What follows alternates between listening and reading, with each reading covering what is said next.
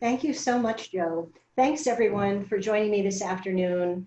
As Joe said, my name is Amy Krentzman. I'm an associate professor of social work in the College of Education and Human Development at the University of Minnesota. This is our Twin Cities campus, and I'm calling in today from Minneapolis. The first thing I want to do is thank my friends at the Center for Practice Transformation for all you do in terms of training and education for the field. And I also want to thank all the social workers out there, all the addiction counselors, all the administrators who work in the field of addiction, anyone who works in the field of addiction. In New York City, as you may know, at 7 o'clock every night, people open their windows and they bang pots and pans together to thank the healthcare workers. And I'm banging pots and pans together for you people. Before COVID, during COVID, and after COVID. So an agenda and sort of an overview agenda for our time this afternoon. We're going to talk about resources that are out there to support addiction recovery, what I've found from my deep dive into the internet. I'm going to also mention some research studies that support some of the suggestions we'll be making and the benefits of some of the resources that are out there, and also conclude with some recommendations for supporting others in their addiction recovery. So as Joe mentioned, one of the things I want to offer you as a tool for support are these very slides I'll be presenting today. So the slides, the full PowerPoint slides, and also a version of the slides on Google Slideshow will be available to you. You're free to use them in your work with clients, individuals, and groups in any way that's useful to you. Feel free to modify them, move them around, use parts of them, whatever you need to make them useful for you. So in a lot of my talk today will be centered around a website we developed at the University of Minnesota School of Social Work. This website is a collection of links to wonderful resources to support addiction recovery at this time. And you'll see the shortcut URL starts with a Z at the top of the next several slides. But if that becomes cumbersome to remember, just remember to go to the School of Social Work home webpage down to the bottom. This is a picture of it right there with the blue arrow pointing down at the bottom. There's a link to this website of resources. And I'm going to use those resources as a way to describe all that I've found recently. So why is this talk so urgently important now? Well, we've been bombarded by the media with worries about how COVID-19 is a time when people are at increased risk of relapse. We're also seeing some reports that people's drinking is off the charts as they're sheltering in place. It's a time also, of course, when face-to-face AA meetings, mutual aid meetings, and regular substance abuse counseling services have been shuttered and replaced with online support. And that's a dramatic change for a lot of people who rely on those services to support their recovery. So it's a turbulent time right now, but I have to say I'm heartened by how very many resources I've found and how quickly the field has pivoted to provide an awful lot for people, which I'm excited to show you. So basically, I'm going to follow the outline of the website today, and I'm going to talk about how to attend 12-step meetings remotely with what I hope will be a few surprises, things you didn't already know are out there. Resources for friends and family members during this time, alternatives to 12-step programs if your client does not like the 12-step model.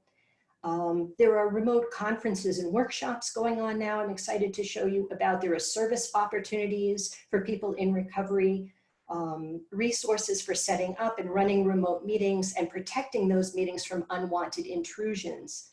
I want to tell you about recovery community organizations if you don't already know about that resource, ways of finding treatment now. Some of what I'm going to say is going to be Minnesota specific, but there should be the relevant similar organization in your own communities.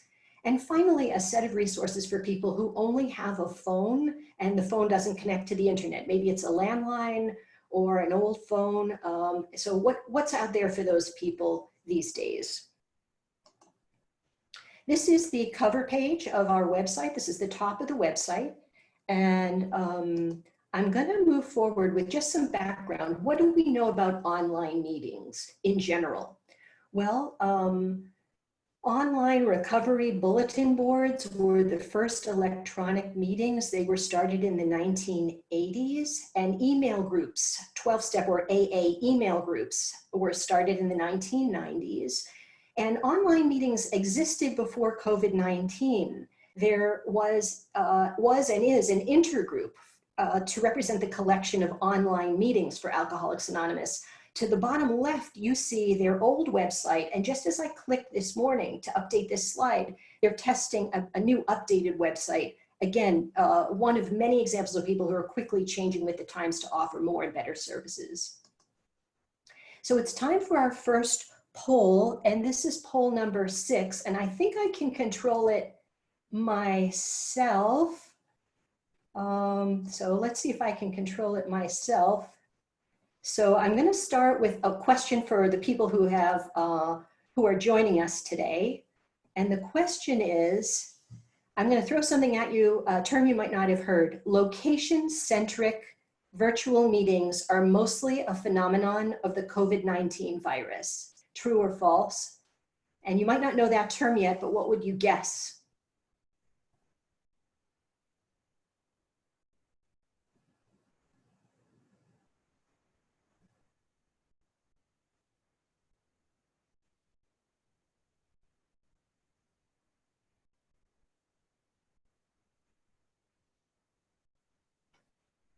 Okay, I think I'll end the poll and show you the results. So you see here that the majority of people said false. Now I will define location-centric virtual meetings, and we'll see that I believe that the answer really is true for that. So let me define that for you. And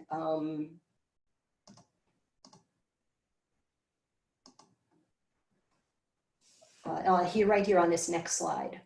So on a blog that I read, this blog is from an organization called BMLT that is responsible for putting Narcotics Anonymous meetings online. They've defined that in this COVID environment, there are location agnostic meetings and location centric meetings. You can really divide all the online 12-step and other meetings into 2 categories.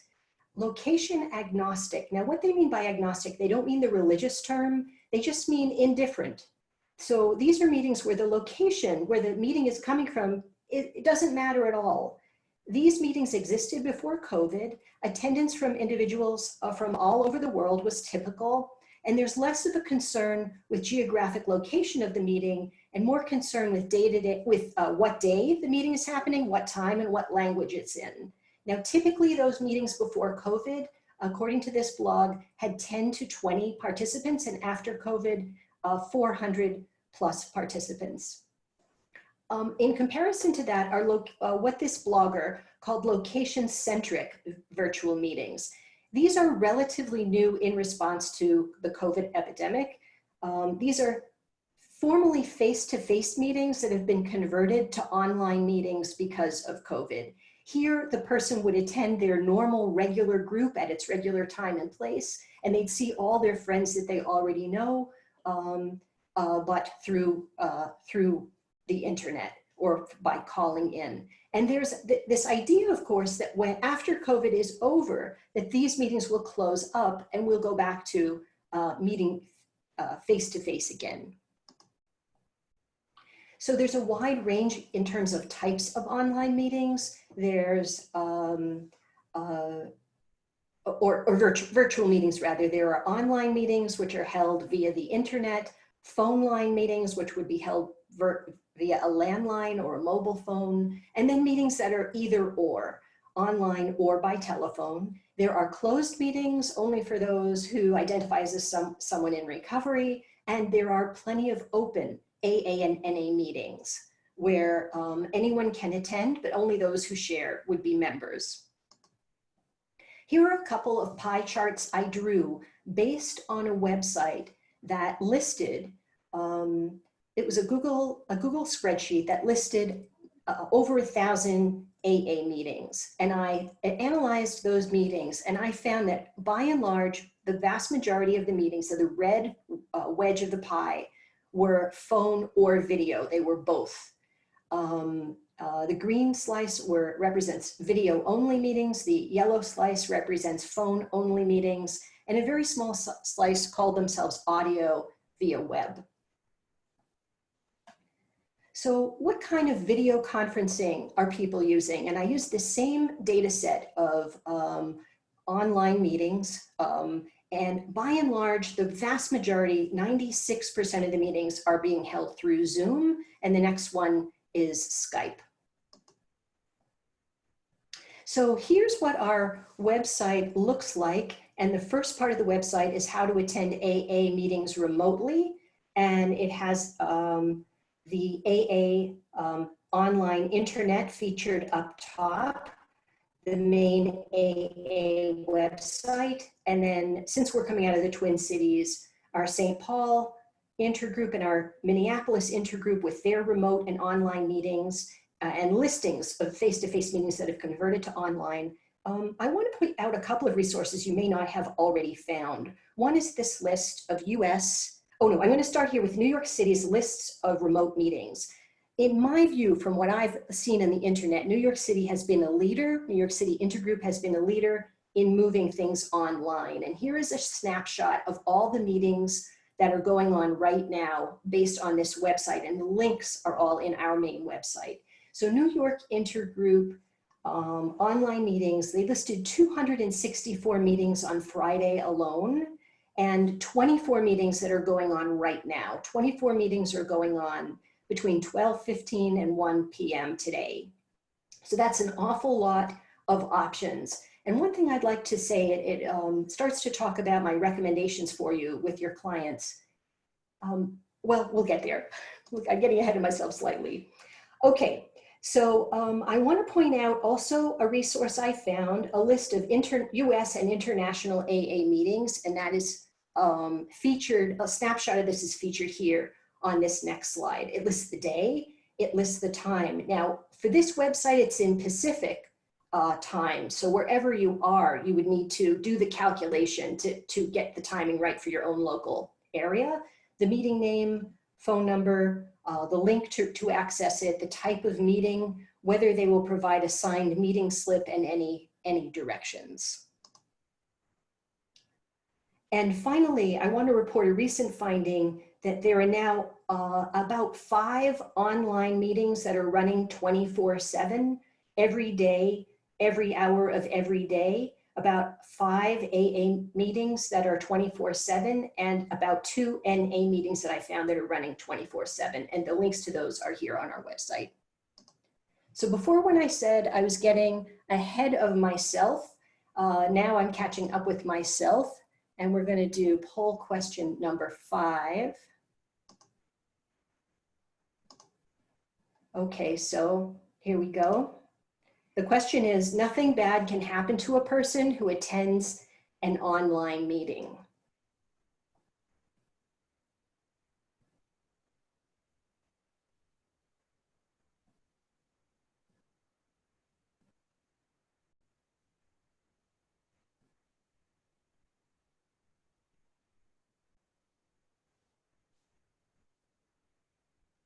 Okay, the polling is slowing down a little bit, so I am going to end it and share the results.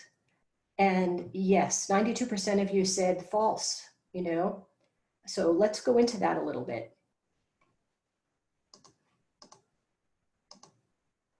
So there are some obstacles to online meetings. And if you're preparing your client to try an online meeting, what I really recommend is you prepare them gently for some of these obstacles. I would call these mild obstacles, things that might cause some temporary distress, some mild discouragement, but to reassure your clients that if they persist, they will get into a good meeting. So notice that in New York City website alone is offering 23 meetings right now. So the thing the person wants to do is try one after the other patiently, and they will have success finding a meeting.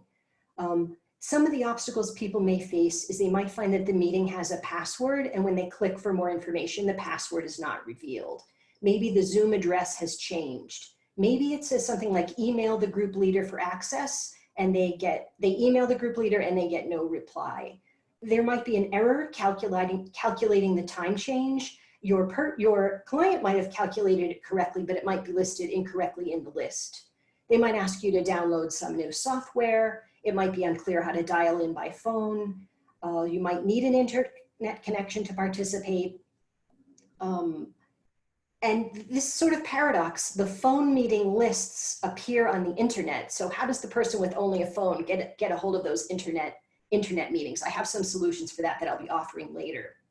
You know, participating uses up phone minutes. And then there's this phenomenon of Zoom bombing, which I think we're all familiar with at this point.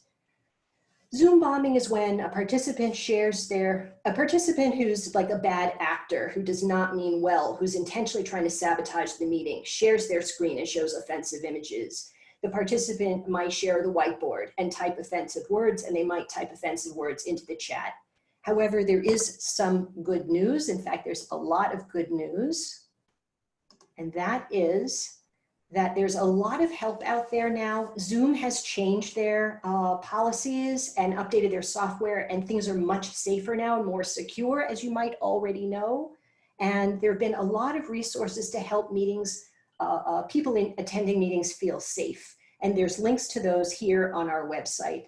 So how to protect a person's anonymity, how to turn off the camera, how to change their name before they participate, and a brand new from New York City intergroup, a toolkit for handling unwanted meeting disruptions. There are now many, many more, just in the past couple of weeks, many, many more things people can do to diminish unwanted meeting disruptions. And New York Intergroup has come up with a PDF, again, the link to this is on our website, of all kinds of options that people running meetings can use to diminish Zoom bombing and unwanted interruptions, from waiting rooms to passwords to having a host and a co-host so that people who are acting badly can be dismissed from the room, to locking the room, and groups have the option to adopting all of these different kinds of things or some combination of them.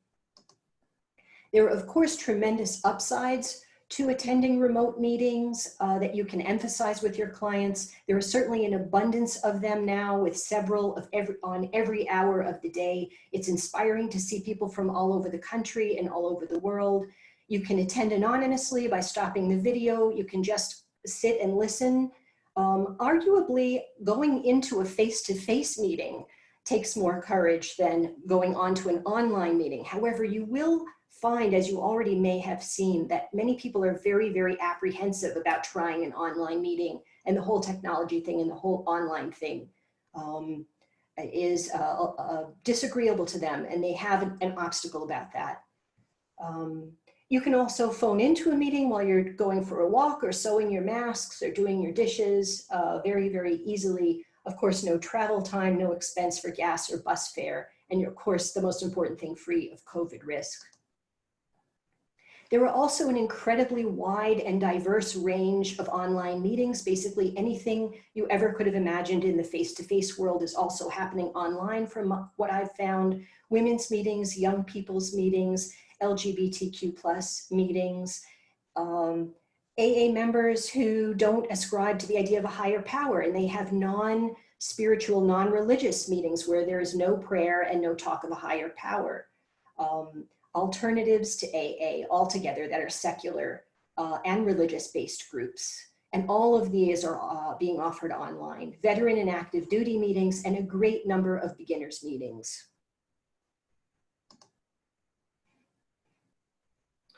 So I'm going to stop now and just talk a little bit about some research that might be of interest to you, given that we're starting off this conversation by talking so much about AA meetings and other 12-step meetings.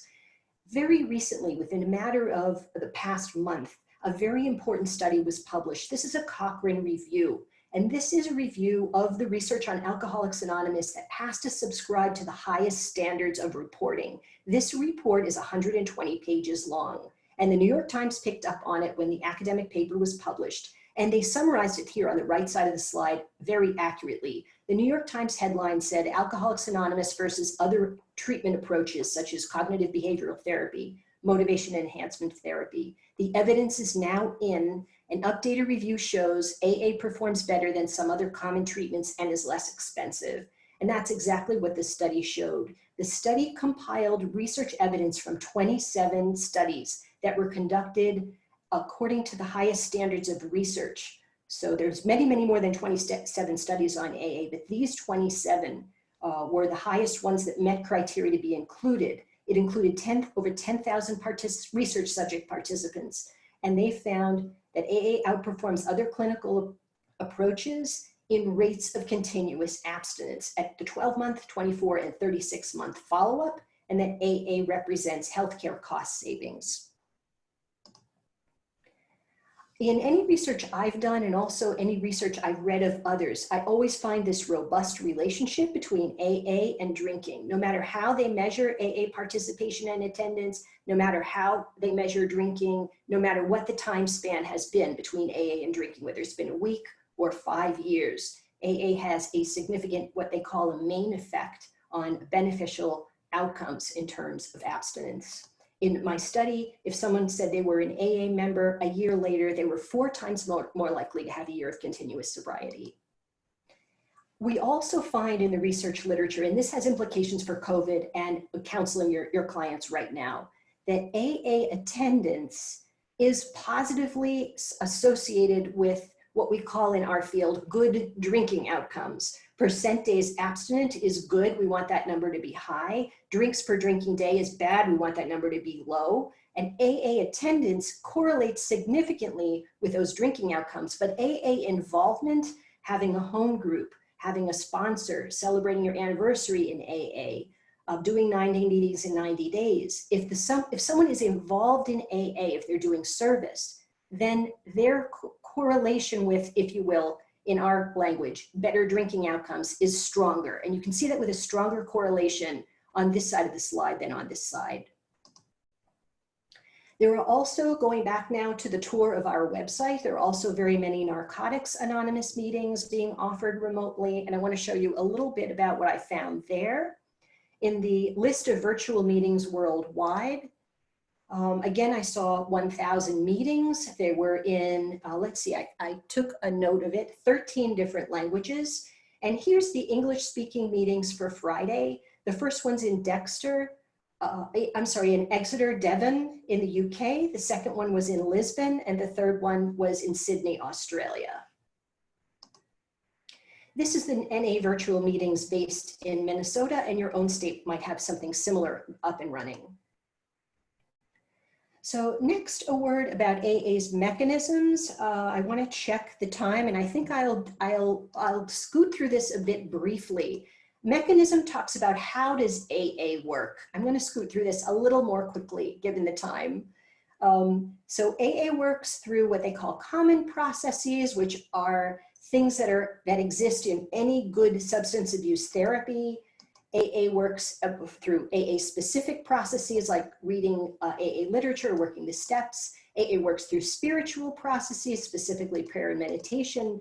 But this is the one I really want to focus on. AA works through social processes. So AA works because of a change in the person's social network. This has been found by research that when the social network grows in terms of people who are supporting that person's abstinence, and when there are reductions in people's social network who are pro-drinking influences, and that has a positive effect on abstinence. So this social component of AA that is so critically important is what's so important now during COVID, when we are facing individual sheltering in place, the social isolation, helping your client to meet and socialize with other people who have also stopped using drugs and alcohol, who are also in recovery, is the best thing you can do for them. Because somehow when people who have stopped find each other, commune with each other, and help each other, they're able to successfully stay stopped.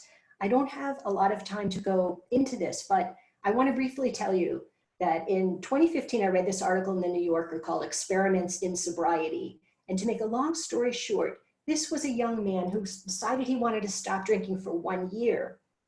And he started a blog about it. And he tried to recruit friends to also stop for 1 year. He couldn't find anyone. He said, how about 6 months? He couldn't find anyone. How about 3 months? He got people to agree to stop drinking for 3 months.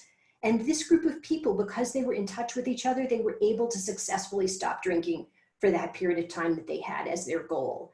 And they were fully intending to start drinking again. It speaks to me of the role of social support and support specifically from others who have also stopped.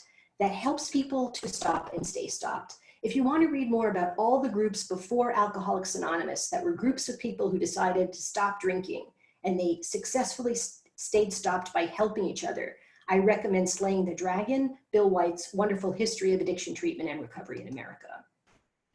Researchers have said that AA works in part because it's free, long-term, widespread, self-dosing, which means people can go as much or as little as they feel they need, and it exposes individuals to all these recovery-oriented benefits we've been talking about.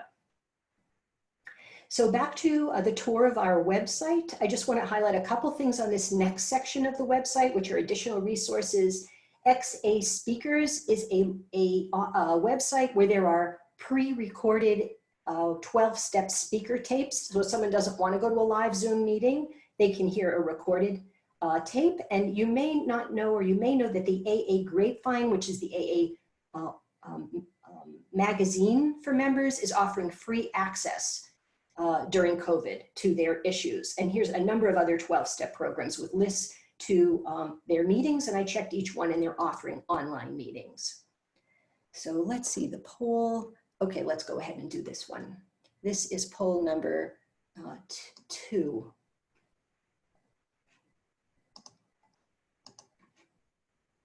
So how many of these 12-step programs do you know well enough to explain in depth to someone else? And you can choose as many as you want.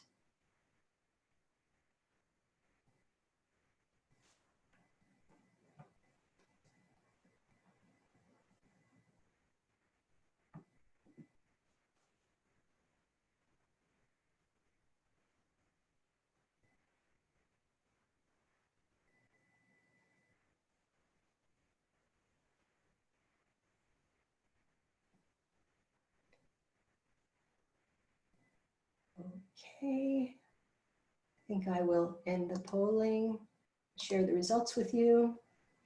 So as you can see, most people are most familiar with AA, with NA, and Al-Anon closely behind. Okay. So I want to do one more poll.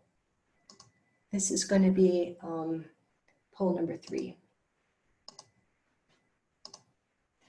So how many of these 12-step alternatives do you know well enough to explain in depth to another person? And you can choose as many as you like.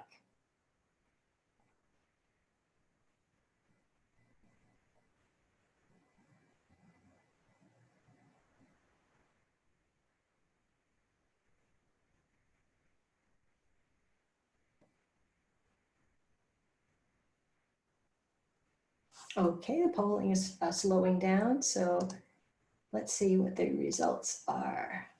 So Smart Recovery was the highest, and Celebrate Recovery came in second. So I'd like to tell you just a little bit about these AA alternatives, because if your client is not interested in AA, you can offer them these alternatives now. They have online meetings now during the COVID crisis. So not everyone loves a 12-step program. 60% of treatment providers use a 12-step model, and many who have been through treatment have at least been to one meeting, but still, most people fail to attend a meeting once a week in the year following treatment. And it's the spiritual and religious aspects of 12-step programs that do not appeal to many people. Therefore, there's a really important role for secular recovery groups. Now here on our website, we have a section, how to find other addiction support groups that meet remotely if you'd like an alternative to 12-step groups. The link to Smart Recovery, Women for Sobriety, Life Ring, the Minnesota Recovery Connection, more about them shortly. They have an all recovery meeting where people can, whatever their path toward recovery, they're welcome to attend, and they are having those daily, Monday through Friday. Recovery Dharma, which is a Buddhist approach to recovery, and AA Agnostica. If you haven't heard of it, here's their website. AA Agnostica mostly offers literature and links to meetings for people who do not care for the spiritual aspects of AA, for the discussion of God and higher power. So AA Agnostica, these individuals are AA members, and they go to special meetings of AA where there's no prayer that is said and no discussion of God or higher power. And this is a whole website for people who feel that way, and there were links to online meetings during COVID through this organization. So what was this poll? Okay, let's do it. Poll number 4.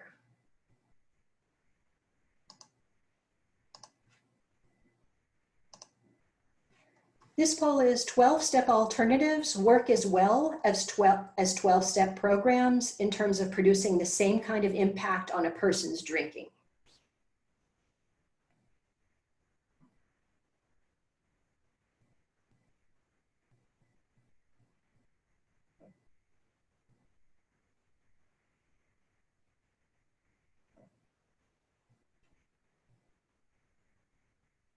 Okay, I'm going to end the polling. And people said true, 12-step alternatives do work as well as 12-step programs, and that is the correct answer. A little more about that.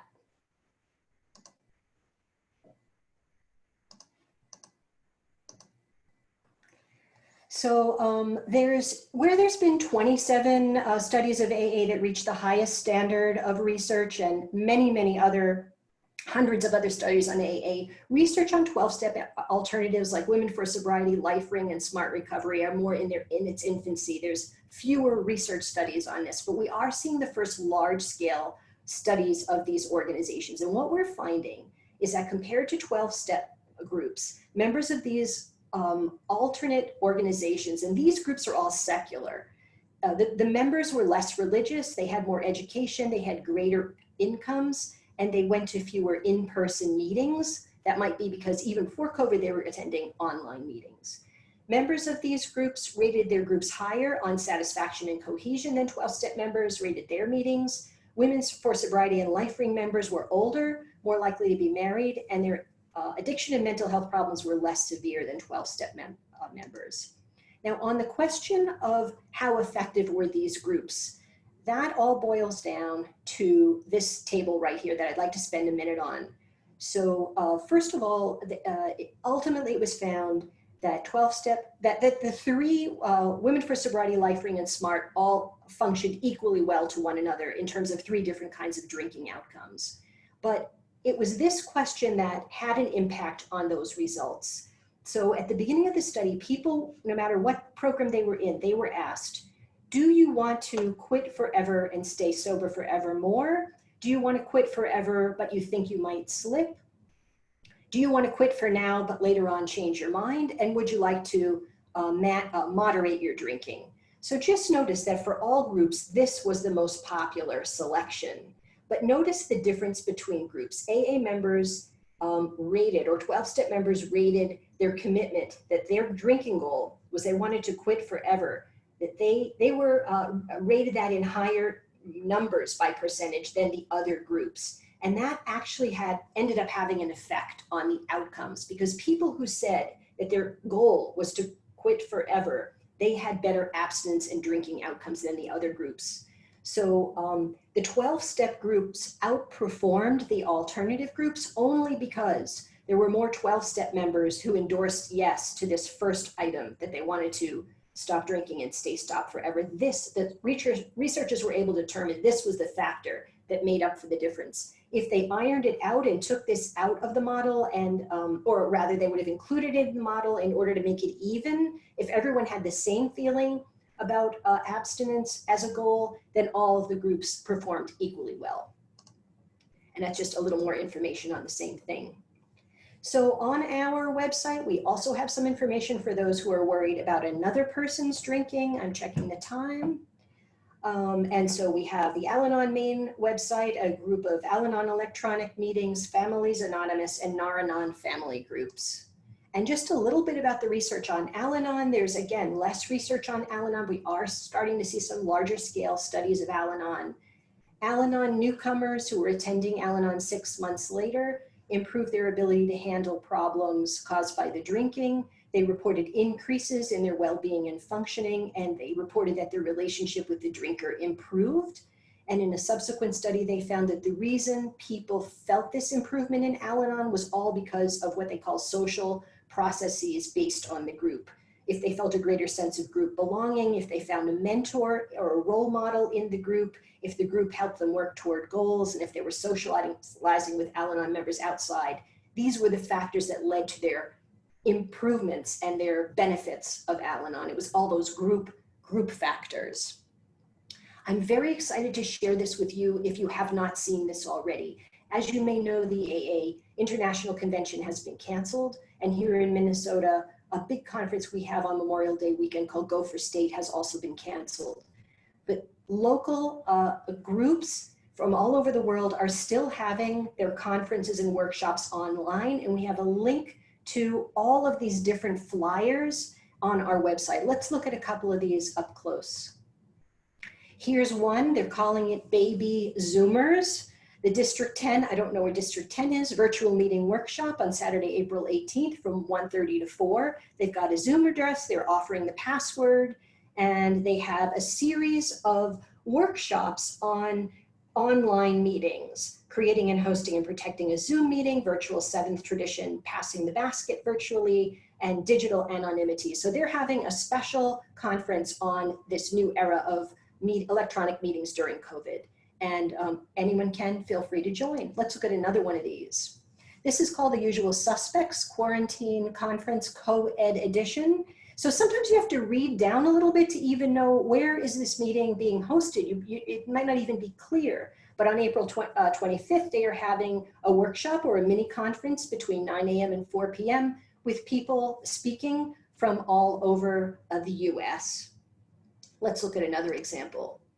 This is the Gold Coast Into Action Day on Saturday, May 2nd and May 3rd. And you have to read down a little bit. So you go to the time, there's an asterisk, you find it here. All times are Brisbane, okay? So this is out of Australia. And you have to figure out GMT plus 10 hours, what that means for your local participation. And then you can feel free to, here's your Zoom, here's your ID, and you can go ahead and participate. And here's some people, it looks like it's out of Australia, but look, there's a lot of people from the US and one from UK. So to me, this is exciting. It's kind of something exciting that your clients might find good to participate in. And here's just another example. Tokyo Young People's Group, presumably an English-speaking meeting out of Tokyo. Here's your Zoom address, and it's at 22:30 Japan time. We've got to figure out what that means and what that means in terms of what time it is wherever we are. So I want to say a few words about service during COVID-19, and we want to leave time for questions. I think we're on track for that. So I don't have a lot of details on our website. This is a screenshot from the website, Be of Service During COVID-19. I'm going to say a few words about service and helping others, the research that's been done on helping others. So contact your local intergroup or your local recovery support program for how you can help run these online meetings, maybe start one or have a service position. But you can click our link, volunteer through New York AA Intergroup, and they will ask for your name, your phone number, your email address, and whether you want to take remote phone calls, web chat, or both, and if you have a year of sobriety. Now, there are several benefits of helping, as I'm sure you're already aware.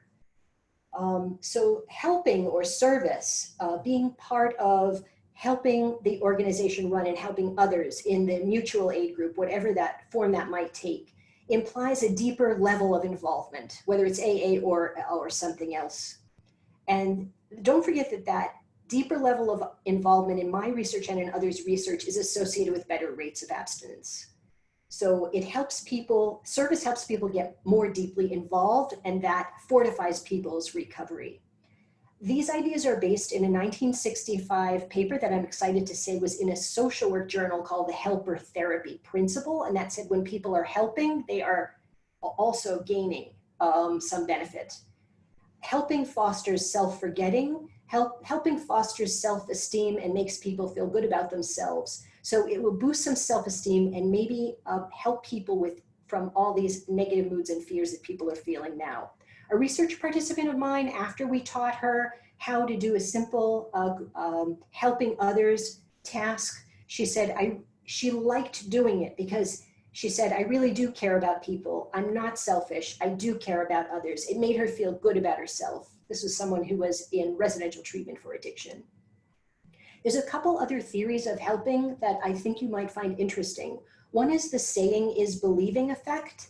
And what that means is that if someone is helping someone else, maybe describing what their experience has been or what has worked for them, one of the people they're really persuading the most is themselves. Because when we say something, we want to also live in accordance with what we've just said. We don't want to say one thing and do something else. That feels bad to us. So when we say something, we help someone else, we're really kind of preaching to ourselves most persuasively.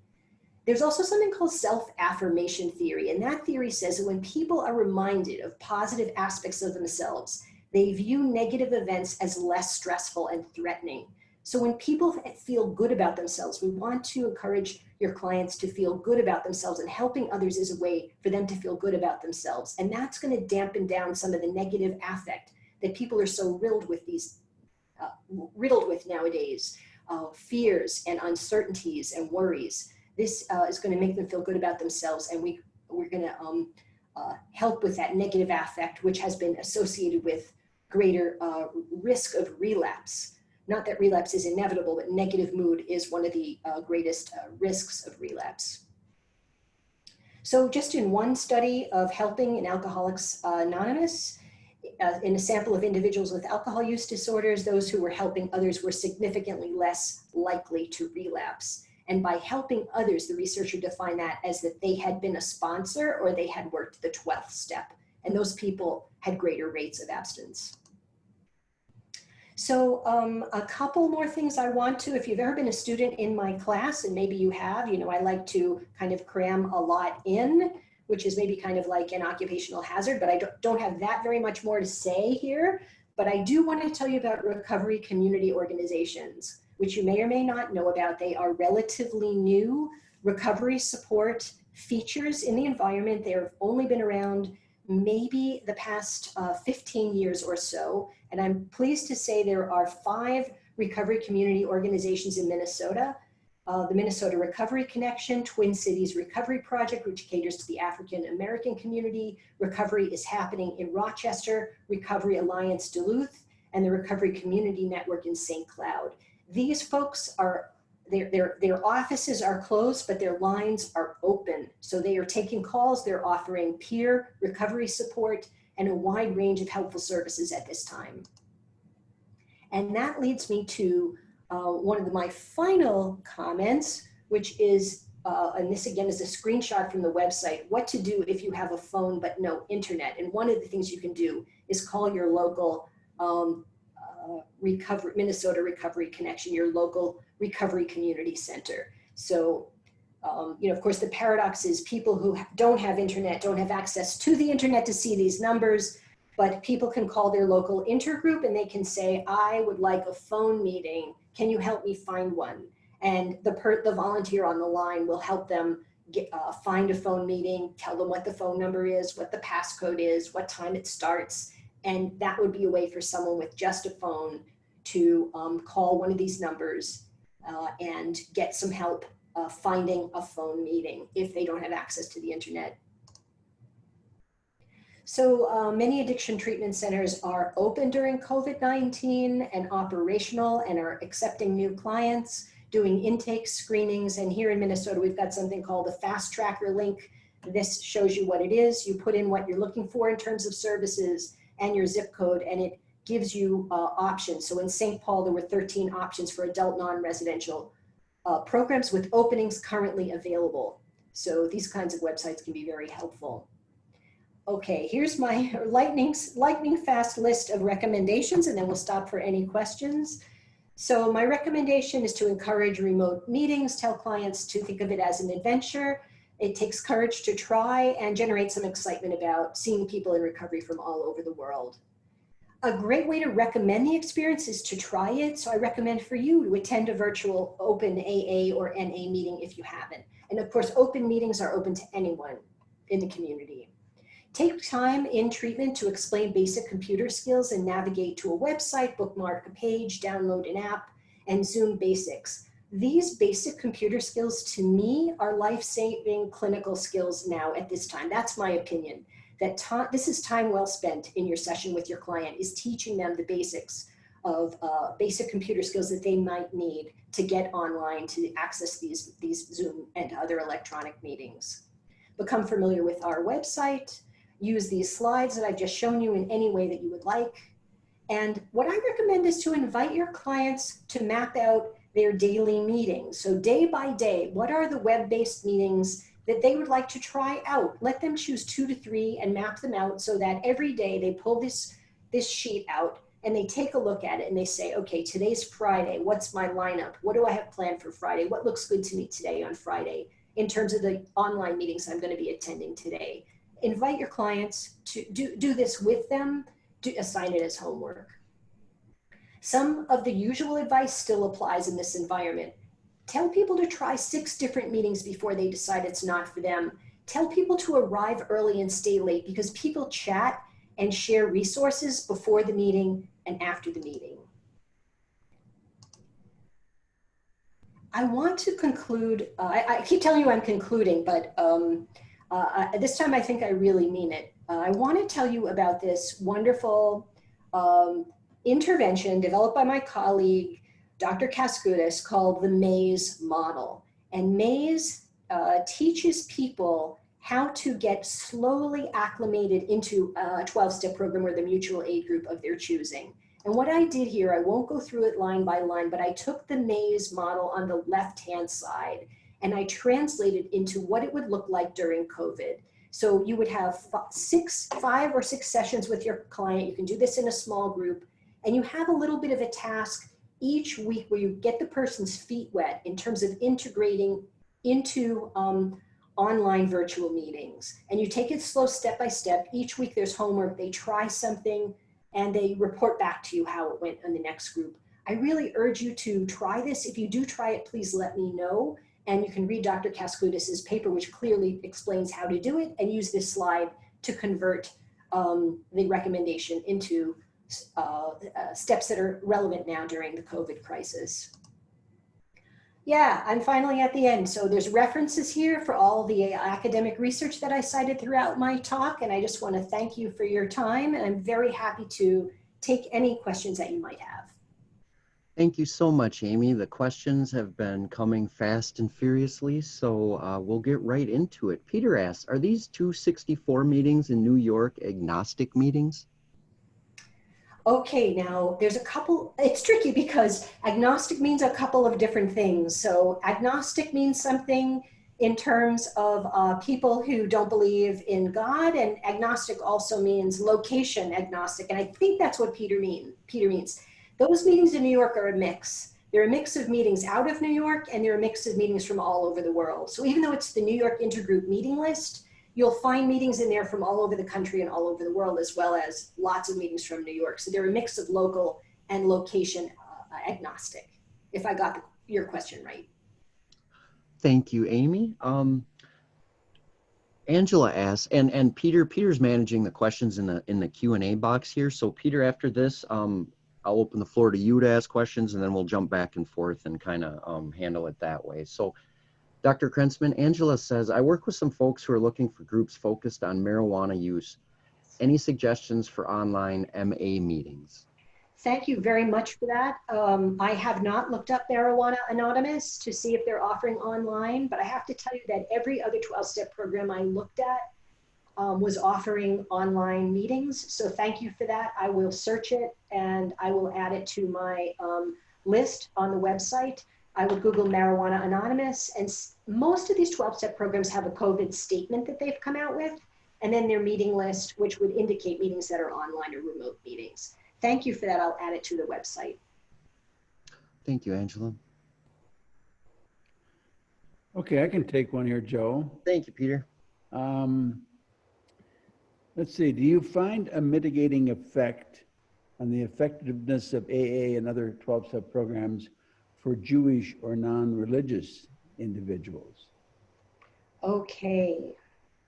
So the question is, I'm not exactly sure about the person asking the question, what they mean by the word mitigate, but I think basically the question is asking, what about Jewish people and what about people who are not religious? Well, I think that people, AA, if you ask AA members, 12-step members, is AA religious or is it spiritual? They will say it is spiritual and not religious. So that's what members say. However, it is theistic. Now, theistic means that there is mention of God and a higher power, and there is the invitation to have a conceptualization of a higher power. Now, all of AA's suggestions are suggestions. Nothing is forced or mandated. But the question is, would a Jewish person feel comfortable in AA with someone who's not religious or does not like the word God or higher power? Would they have a problem with AA? And I think the answer is that some people are uncomfortable with those aspects of AA, honestly. Even though, now I send my students, I teach the addiction class at the School of Social Work, and I send my students to an open AA meeting as an assignment every single year. And what they find that they're surprised by is that people in the meetings, as they observe, that people in the meetings take issue with the spiritual and theistic aspects of AA and speak openly and freely about their critiques of it, their uncertainties of it. But I think for people who are ill at ease about those aspects and can't find a way around it, well, then there's the AA Agnostica, which is the group of AA meetings that don't have a religious component, and other secular sources of support. And again, the research has shown that they work equally well based on that abstinence goal. Great, thank you, Amy. Thank you for your question. Thank you, Peter. Theresa says, we serve people in rural areas in northern Minnesota, and if someone tries these online resources, the meetings, do you think they'll still be available after COVID-19, especially if someone finds a meeting that works for them? I'm hoping they'll be able to stay with it. I think this COVID experience is going to change the way we live when it's all over, that people are going to do a lot more remotely in 12-step, in addiction recovery, and in every other facet of our lives. I don't know about you, but there's some things we've done at work that they work better on Zoom than they did face-to-face. We're all learning this. Now, it's interesting you should ask this, and I'm so glad you're talking about rural communities, because I did a research study of people in recovery in rural Southeast Minnesota.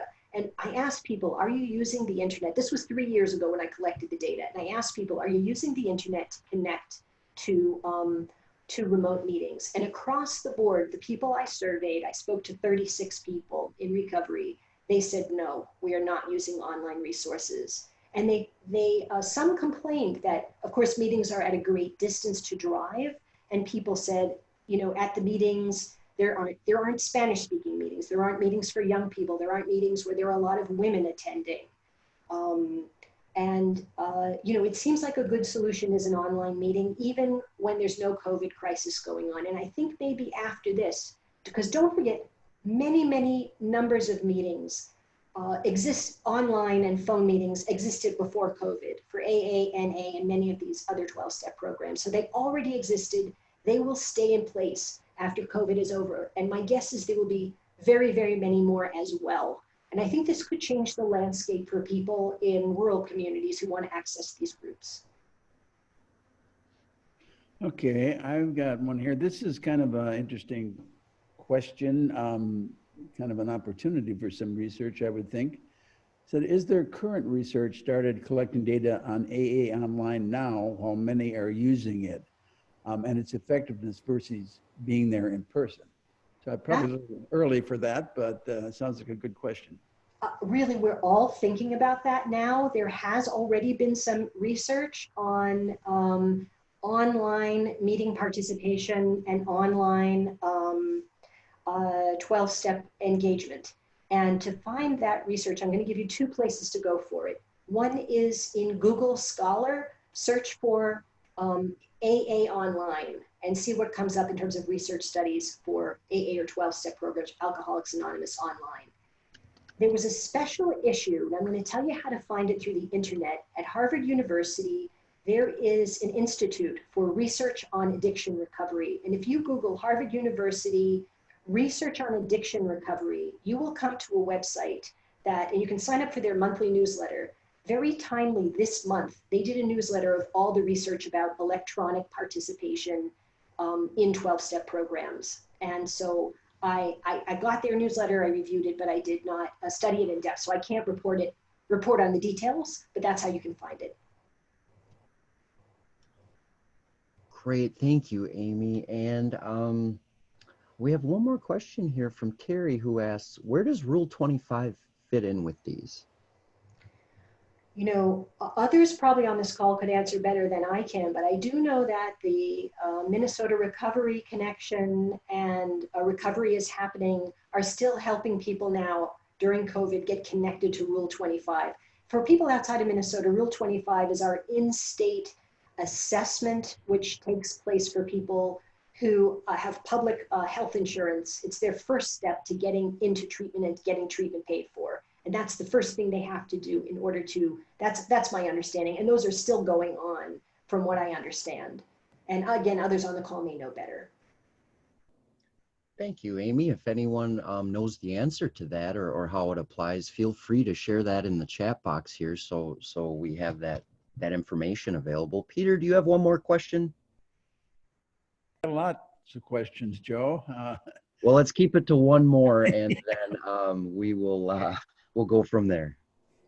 So, you know, this one is, I think, probably one that a lot of people would have, but a difficult one. So what would you suggest to do when a family member does not accept he or she has an addiction and is not willing to get help? Okay, so when, let me make sure I understand the question. So when you have a family member who's not willing to get help, is that right, Peter? Yep, that's where I read the question, right. This and is especially I would assume in this time when, you know, getting help would have to mean doing it online. You know, this is like an age-old question, and it's a terribly painful question. Families and loved ones of people with addictions suffer terribly. And it's a problem before COVID, during COVID, and after COVID. The problem with it now during COVID is you might be sheltering in place with that person, and their addictive behavior might be right side by side with you. So things might be kind of more stressful than usual. The traditional recommendations are support groups for the incredible stress that the family member and the friend is going through.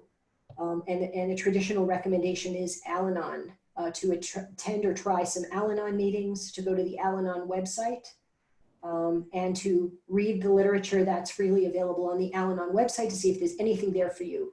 The other thing I would do, I would call your local treatment centers. I would call your local recovery community centers and ask them this question and see what resources they have local to you that can help a family member get some support for what you're going through.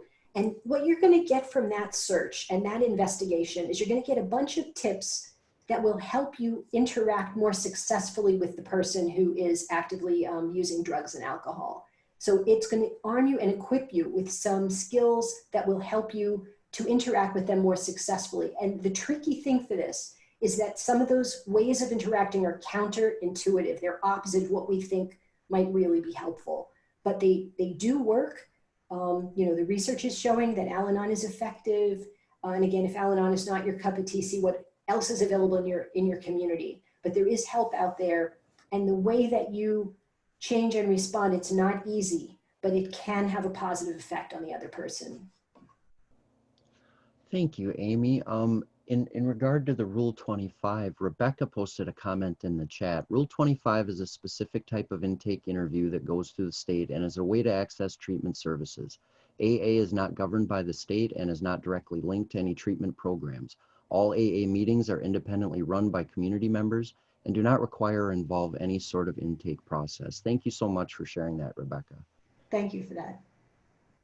Well, that's our time for today. On behalf of the Center for Practice Transformation, we thank you all for joining us. We hope you stay happy, well, healthy, socially connected. Bang a few pots and pans at 7 o'clock. I love that. And we'd like to extend an extra special thanks to Dr. Amy Krentzman for being so responsive and proactive and on top of this and sharing her time and talents with us today. Thank you, Amy. Thank you, Joe. Thank you, Peter.